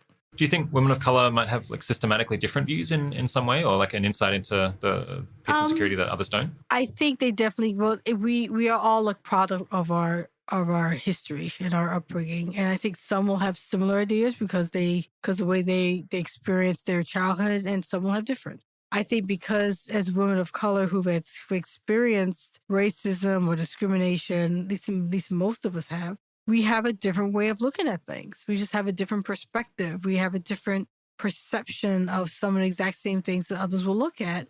And that's true of any culture. That's true of any group. They're just going to have a different viewpoint because of what they've experienced. Well, we're almost out of time, but I got a couple of questions for you, just to finish off. Did you watch The Americans? And if so, did you enjoy it? I watched a couple of episodes, and I do like it. I just have to find more time to stream. But I saw a couple of cults, and unfortunately, I saw one that wasn't the first one. So I saw one. I said, it's really good. And then I saw the next one. I said, oh my God, I saw it on a turn. But it's interesting. Do you watch it, I assume? I've watched all of it. Yeah, no, I think it's a fantastic show. Yeah. I mean, I guess at some points it's not completely realistic, but for a spy TV show. And how many years has it been on? Oh, well, it finished, I think, a year or two ago. So I think it had 7 seasons in total. Wow. So that makes me excited because I have a lot to binge watch. So good. Yeah. I mean, it gets very dark. People should be ready for that. But okay. All right. Are there any TV shows that you think give kind of a somewhat realistic portrayal of what it's like working in DC? So it's not House of Cards. No, it's not House of Cards. It's not Scandal either. They have bits and pieces of it that's real. Yeah. But it's not nearly as sexy or as manipulative as but it's TV. They want to make it. They want to make it a little bit more than it really is. Yeah, it's a bit of a shame. I can't really think of one. It's I guess people would say, what was the show that Martin Sheen was on? He was a president. Oh, West Wing. Yeah. It's a bit. No. I mean, I haven't seen a lot of them. Those shows. I mean, that was on for a long time. That's a good one to binge watch if you have a lot of time. Yeah, that one seemed like it had to be too idealistic to me. Like the people in the White House can't be this good. Yeah. There's something in between, right? Bad one. Something between that and Veep, I guess. Yeah. Are there any candidates for 2020 that have particularly interesting ideas or a good temperament for peace and security issues? Well, I don't know if any of them are really attacking peace and security the way I think they should. We just did a survey with my organization that we're going to come out with, and we targeted the 3 top issues that at least women of color in the membership who I talked to came up with. And climate change, they have had a couple of special discussions about that. But as a rule, normally speaking, foreign policy does not get as much attention as domestic policy. I guess Tulsi Gabbard talks about it a lot. Yeah. I mean, there's definitely been talk about it, probably a little bit more this time in the past, and I think because people have been pushing them. So there's definitely been a lot more talk overall about foreign policy. But usually when you listen to debates, you got to wait a long time for even somebody mentions foreign policy. Yeah. No, it's a huge frustration of mine because they'll bicker endlessly about like very subtle issues in like domestic policy where like none of these things are likely to get through Congress. And yet like foreign policy where the president has this like relatively free hand, they just discuss almost not at all. I don't think there's going to be a foreign policy specific debate in the Democratic primaries, which seems like a real shame. Yeah, particularly what's going on now. I mean, so much of what's happening and so much of disappointment and what's happening is all foreign policy issues. Yeah, completely. Do you think Steven Pinker's right that there's kind of a pretty solid trend towards more peace over time? Or do you think maybe that could be an illusion that we just got lucky for 70 years and it could be that the 21st century is like even worse than the 20th when it's all said and done? It's a bit of a grim question. Yeah, I'd like to think so. Yeah. I'd like to think so. There's probably a trend towards greater peace, but it's not guaranteed. Like the world's unpredictable. So we've got to stay on the ball. Yeah, I guess on a more positive note to finish, what are the most positive signs in kind of international peace and cooperation that you see today? I like things like the Sustainable Development Goals. I think that's a good way that's showing that the international community is recognizing some of the problems and they want to do something, that they have targets in it that they're trying to measure by, that countries have to do a report. Even though I don't think we did one, they have to do a report on their success of what they're doing. I think that's a sign of the way in which we need to be working together to address some of the challenges we have. I think it's a good sign that there are no new countries who are trying to get nuclear weapons. It's the same ones. It's always been the same ones for years. We haven't had knock on wood, haven't had a big biological attack. That's a good sign, and young people marching for a better future is a good sign. Also, there's been a lot of like instability and provocations over the last few years, but it seems like mostly like things have held together, or like things don't always kind of fly out of control. There's also restraint that the countries exercise. Do you think you might get back into the game and work in the executive branch again in future? Or is it just only so many years that someone can do this? Yeah, I don't know. I mean, I don't know. It's hard. It's really difficult to even think about that right now. One, because we still got some time, and with the organization doing well and teaching, and I got a lot on my plate right now. So I don't know. We'll see. We'll have anything can happen, right? Especially with my career. My guest today has been Bonnie Jenkins. Thanks so much for coming on the show. Thank you for this. This has been great. I really appreciate it. There's a lot more talks by and with people like Bonnie on the Effective Altruism Global YouTube channel, which we'll link to in the show notes. Just a reminder that we have about 100 jobs relevant to US government careers on our job board at 80,000hours.org/jobs. The 80,000 Hours podcast is produced by Kieran Harris. Thanks for joining. Talk to you next week.